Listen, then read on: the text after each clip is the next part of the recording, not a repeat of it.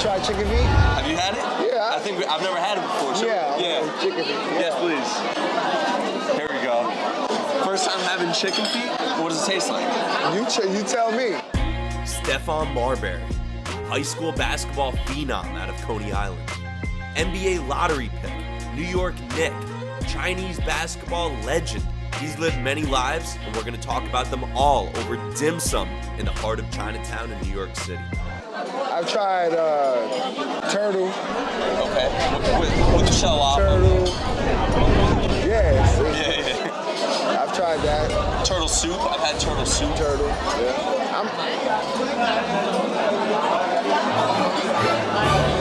All right. Yes. Thank you. Chicken feet.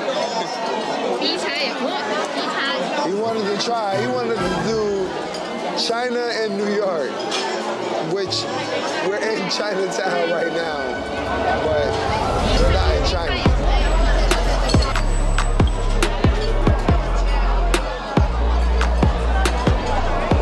The thing is, you eat different Chinese food. There's so many different delicacies that you can eat in China. Because it's so many, it's what, like 56 different races in Chinese culture. So you got so many different styles of how food is made. And the enjoyment of how Chinese people eat. It's all family oriented, it's all friends.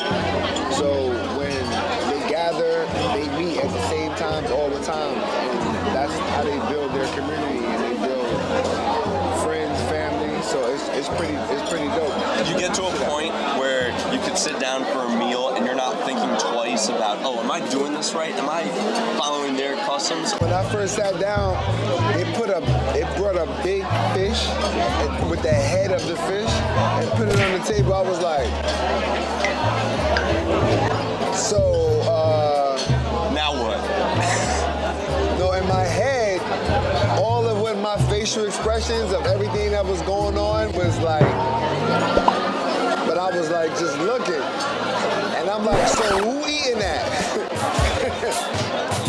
Shrimp. Yeah, definitely. Only shrimp. Shrimp? Yeah, we'll do the shrimp. Thank you.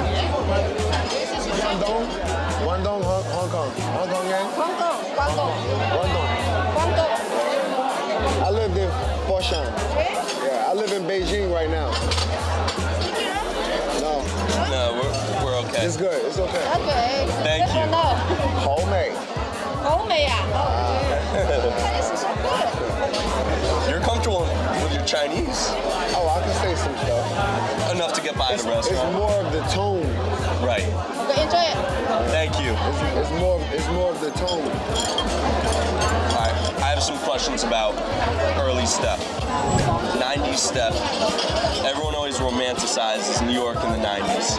When you think about New York in the 90s, especially someone who was in the limelight, what was it like in the city in the 90s with basketball and hip-hop and culture that unless you were there, you just don't know. You had to be there. Basketball, it started to take on like a whole new life because it started to entwine with hip-hop. Were there any rappers or other New York athletes that you found yourself running around with a lot in the late 90s, early 2000s? I mean, we all hung out. It wasn't like you always met at probably the party that was going to be the best party. What were those Rucker Park games like and playing for Fat Joe's team? When you play there, it's like playing in Madison Square Garden for when you growing up. It's like playing in Madison Square Garden for a kid that plays street basketball. How the fans and the people that go to watch, that's what makes it legendary, makes it classic. So street ball basketball, if you could have a name in street ball basketball, that's like, that kind of like actually transcends and lasts longer than some guys that play in the NBA. You grew up with guys like KG or AI, and then you go to them in the league. Once you get to the league, do you ever sit back and talk with them and say, you know, we were talking about this when we were 13, 14, 15 years old? Kevin and I, we just had that moment. recently we were talking about how we used to talk on the phone when we were in high school about us playing with each other. Because, you know, Kev and I, we go way back from high school, All-American game. Growing up, we knew we were all going, everybody knew they was going to the NBA. Can you tell me the starting lineup from your debut with Minnesota?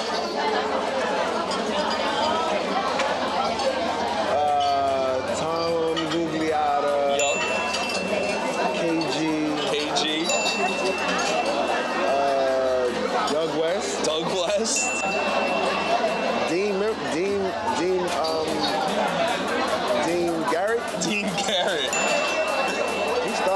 He started. I know why he started. Yeah, I remember. I know why he started. I was feeding him like crazy. Would you recommend someone playing for their childhood team?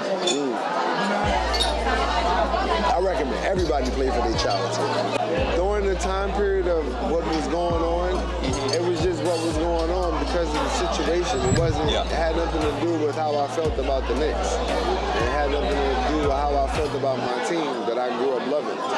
It was more about the people who were making the decisions and what was going on. That's how I was brought up to think and feel. Why would I stop? 20 years later, what do you feel like the impact of having $15 shoes was on the NBA culture? How do you remember and look back on it? To be able to have a brand where people on the planet recognize it and respect it for what it did and for what it represented and the values and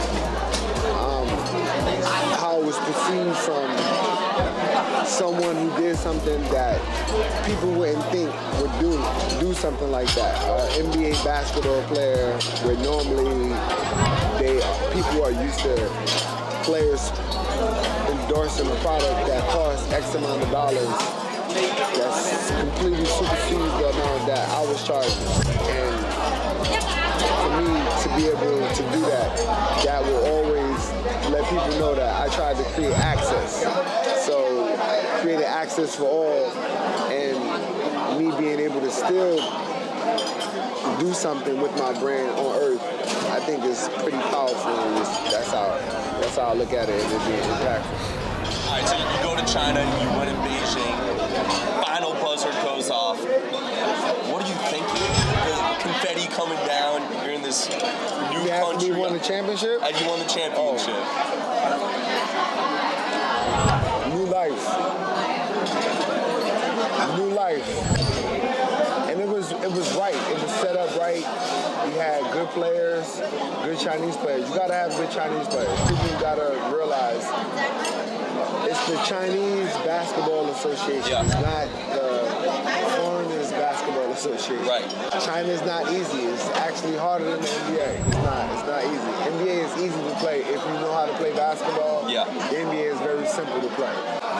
To me, NBA is easy. To me, it's harder to play FIBA rules than it is to play NBA rules. It's facts. Yeah. It's way harder to play that type of style basketball opposed to playing in the NBA. You did some really cool stuff off the court while you were there. What was your favorite off-the-court venture?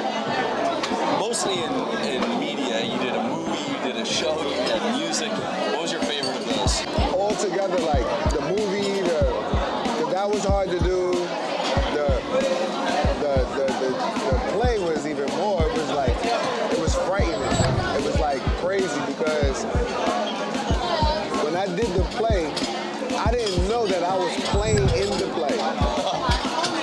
I thought I was going to I'm going to the play, they're doing the play on me.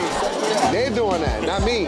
I'm gonna watch. And it was like, now they go into a break for like 5-10 minutes to go talk. And now everybody's getting on the phone. And I'm looking like, hold up. They think that I was gonna be acting out this part on the stage. The first show, the show sells out 1,200 people. So 1,200 people 1,200 people go and buy a ticket for the show. It's 5 days to show. Now, they think the communication was, this is where we had like, when they say the language barrier, it was a complete language barrier meltdown. Y'all want to have me on stage looking crazy? So opening night, while I go and look out, I'm like, I got nervous as hell. I start sweating. More than any basketball game. Beyond any basketball game. I start sweating like a real panic sweat. You got 1,000 people out there. It's 1,200 people. I walked in the bathroom so nobody would see me, like, and I'm pacing in the bathroom like, what the fuck did I get myself into?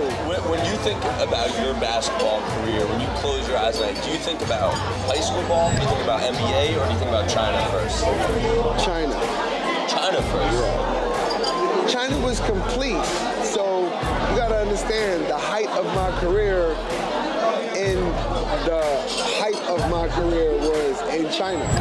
I got more press probably in China combined over probably my whole life playing here in America from doing something. I mean, over 300 million people were watching me play at one time. To be honest, I don't really care, like nobody care about what I did on the basketball court. I don't care about what he did as a coach, as a basketball coach. I don't care about what nobody did as a basketball player, what you did. So what? It's a game. When you played a game and you did something with a ball, great. I did something with a basketball. What you do for